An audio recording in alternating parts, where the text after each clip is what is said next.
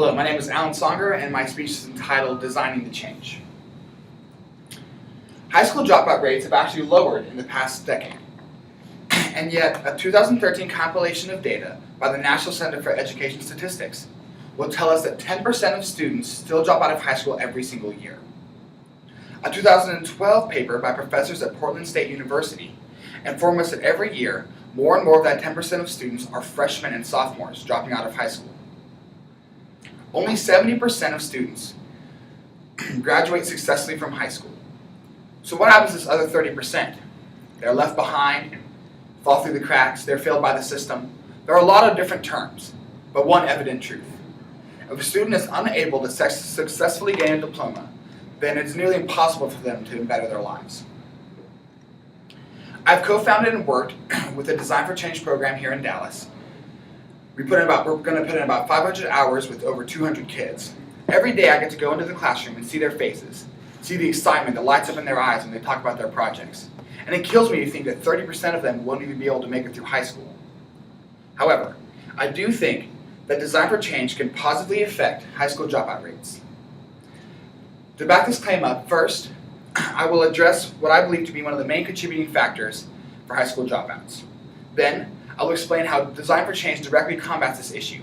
Finally, I will conclude with how I think we can tackle the issue on a national level. Poverty is one of the main causes of dropout rates here in America. During our time here in Dallas, we have learned that it's because of this cycle of poverty that a lot of children grow up in, that they are far less likely to succeed for various reasons. The same 2012 article published by Portland State University gives us a list of school experiences that are associated with dropouts. I will only be addressing 4 of those today. There are high rates of absenteeism, frequently changing schools, having disciplinary problems, and low engagement in school activities. Schools in impoverished areas are far more affected by these issues than schools in affluent areas. High rates of absenteeism are far more likely because of unstable home lives. When your parents aren't around or don't care, oftentimes you don't go to school. This often unstable home life can also cause a much higher risk of disciplinary problems in the kids, which makes teaching them far more difficult. In a 2013 study that we performed here in Dallas, the number one issue that the teachers complained about was the transient nature of their student population. With families moving around because of unstable jobs or living conditions, students are often unable to complete a full year in a single school, often hampering their education. Reels conducted research pertaining to the equality of funding here in Dallas, and we found that it is equal among the districts. However, the funding is not equitable. We looked at the schools in impoverished areas and found that they were not able to give their students access to the same activities due to the fact that they have limited parent involvement and limited outside donations. The main thing these 4 ideas have in common is that they create an apathy in the kids, a lack of excitement, a lack of a desire to accomplish things. When they don't have the proper motivation, is it really that surprising that they decide dropping out is a better idea? When we set out to do something about this education problem here in Dallas, we came across the Design for Change program. It is a problem or project-based learning and is designed to empower kids to know that they can make a difference in their own lives. All too often, kids are born into poverty and can do nothing about it. Charles Dickens understood this fact all too well. In his book Oliver Twist, he shows us how a young boy is born into poverty and grows up in poverty, and it's very difficult for him to do anything about it himself. On page 11 of his 1941 novel, he speaks to the moments directly following Oliver Twist's birth.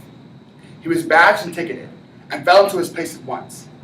A parish child, the orphan of a workhouse, the humble, half-starved drudge, to be cuffed and buffeted by the world.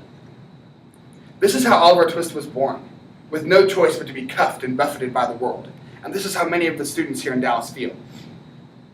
Dickens is not the only type of author to speak on this issue either. On page 217 of his 2009 book, Justice, What is the Right Thing to Do?, Michael J. Sandel asks, at what point do inequalities in the background conditions of society undermine the fairness of social institutions? This is an excellent question to ask. Because many people would answer that social institutions we have in place are unfair and do suppress the poor and put heavy burdens on them that are unnecessary. They argue for more government involvement and more government programs with on moral grounds. I'm not so sure this is the correct answer, however. I do believe that project and problem-based learning have many different merits, ones that I think really can have a great impact on this problem. Cindy Melo Silver, in her 2004 article about problem-based learning, gives us a list of the benefits to such a method.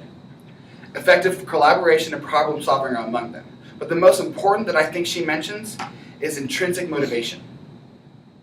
With DFC, we are aiming to empower the kids, to help them know that by making a difference in their community, they also have the ability to make a difference in their lives. The kids haven't even finished their projects yet, and we already see a difference in them. They're making connections, they're getting excited, they're already making a huge impact in their communities, and people are noticing. This is only 200 kids here in South Dallas.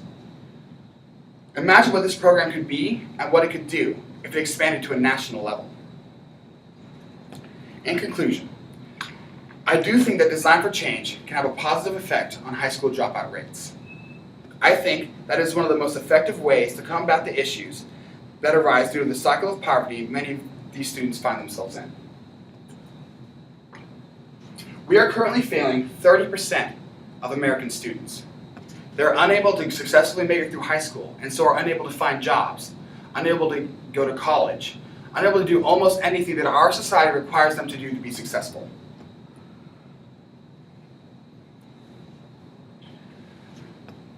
Design for Change is already making such an impact here in Dallas, and we only have our 200 kids. We have seen what it is capable of in countries like India or such as Mexico, where they currently have over 2 million kids involved with the program. If we can institute DFC here on a national level in the United States, who knows what we could do? Who knows what we could do to that 30% number? Thank you.